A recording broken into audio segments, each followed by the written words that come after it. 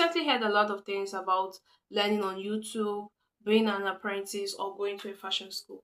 But I want us to go back to the basic, right? Yeah. So there are some people that actually share a lot of insights on YouTube, like creators like me now.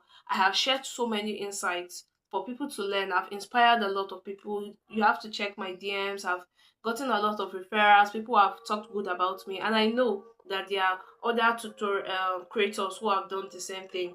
If you are thinking about learning on YouTube, it's a very good thing, but you must be very good at knowing the basic. You can actually still proceed more by paying for classes. A lot of YouTube creators also organize classes where people can pay money and learn.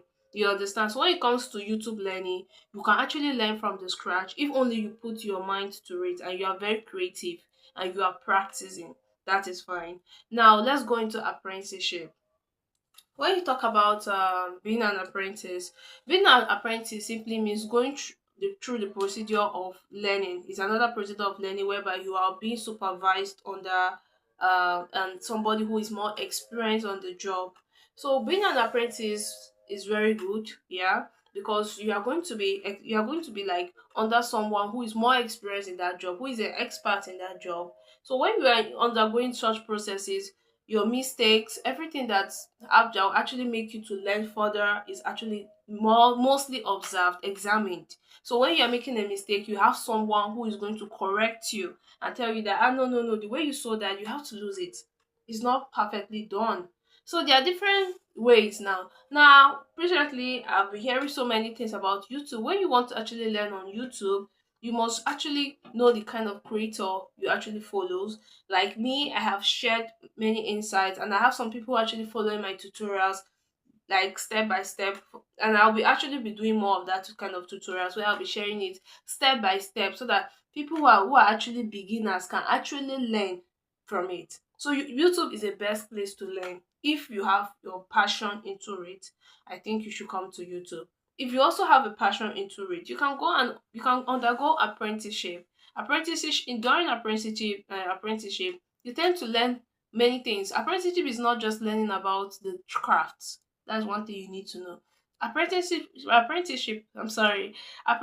will also make you to know things about life because you are going to be with someone. So it also teaches discipline. You understand? Marketing. You understand where you can't get that on YouTube. But you can actually get the craft. If you are more concerned about learning the craft, you can actually make it on YouTube. But if you are actually more concerned about getting discipline, because you are going to be with a lot of people too there, you are undergoing a procedure. So you're under someone at that spot. You understand what I mean? Now, lastly is the fashion school. When you talk about fashion school is a place where everything is a little theory than practical. But you tend to learn the in-depth, just like the way you're learning it on YouTube. You are going to learn the in-depth. Like let's talk about cycle flay now. Cycle flay, you can actually just know how, okay, I know how to cut a flay. You understand? There's a difference from you knowing how to just cut a flay than you knowing the concept of a flay. When you know the concept of a flay, you can differentiate 90-degree flay, 180-degree flay, 360-degree flay. I'm just stating an example. So during your procedure as a fashion designer, you learn the theory and the practical all at once. But there's a different thing between this apprenticeship and fashion school. During apprenticeship, you tend to practice more because you can be giving customer clothes to even sew.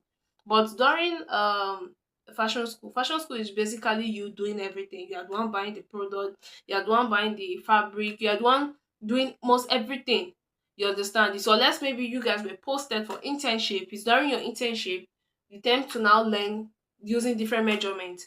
But when you're in fashion school, you're just learning only one measurement, one specific measurement.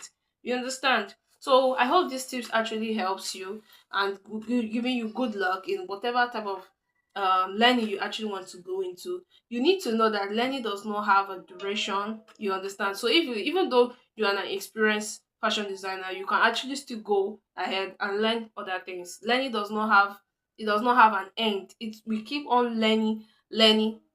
You understand?